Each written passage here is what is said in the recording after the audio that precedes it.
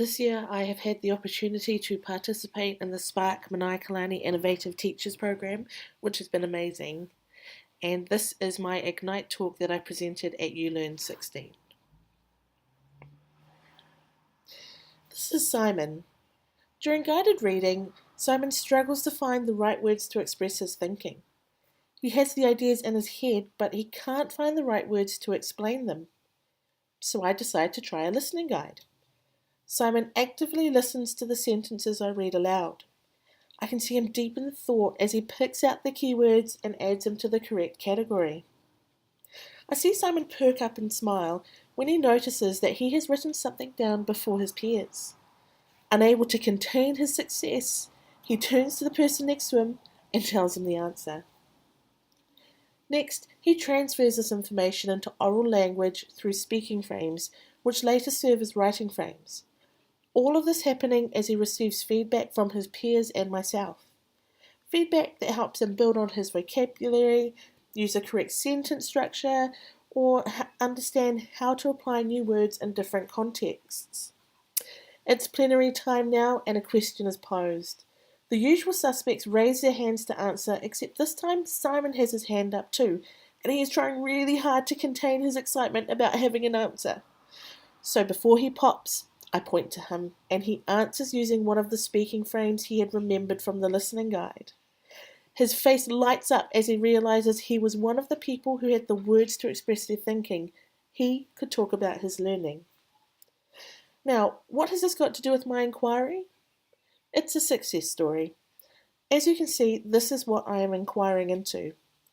The reading data I collected at the end of last year identified vocabulary and evaluation as hotspots, vocabulary being an area that hindered Simon from answering up. There are studies that show a direct correlation between oral language and reading comprehension. Through talk, children develop their vocabulary as well as an understanding of what different words mean, and this led my inquiry down the road of oral language.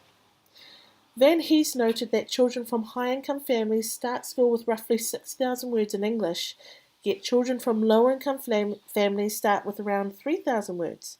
Now that bottom figure is quite alarming, especially for our learners who may come from low-income backgrounds or have English as a second language.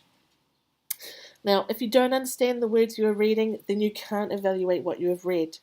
For these targeted learners, there is a lot of language acquisition to be done, and the research points to the development of oral language as the first stepping stone. This year, I have had the privilege of working alongside Jane van der Zayden. One of her oral language resources that caught my eye was the listening guide. The reason it caught my eye was because of the implications it had for building vocabulary through oral language, which would address that hotspot identified in the data. As a result of this, I've been working on a bilingual resource site. I had originally planned to create a Samoan language resource site. However, after following Kyla Hansel's inquiry into translanguaging, I realised that our Samoan language learners could benefit from a bilingual site with both English and Samoan. Now why?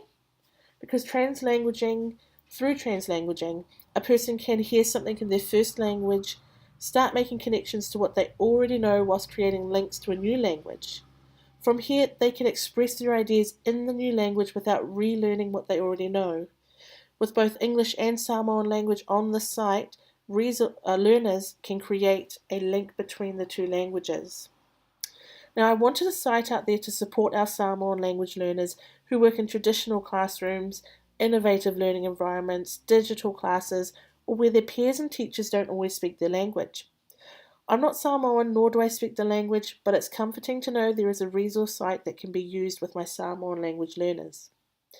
Now, you'll see here that my resource site is built upon listening guides, and it's because of these reasons, all of which tie into developing vocabulary. At the top of this slide, you will see a link to the resource site I am developing. It will soon have live links to examples of the same activity that led to Simon's success. I am currently reading a thesis by Melanie Fasavalu about culturally responsive pedagogy, which had me wondering whether the site could have an impact on all of our learners. Can this be achieved? In short, yes. I don't have any hard evidence yet, but remember Simon? He isn't Samoan. He's Tongan and has ADHD, yet the resources that are available on this site have worked for him.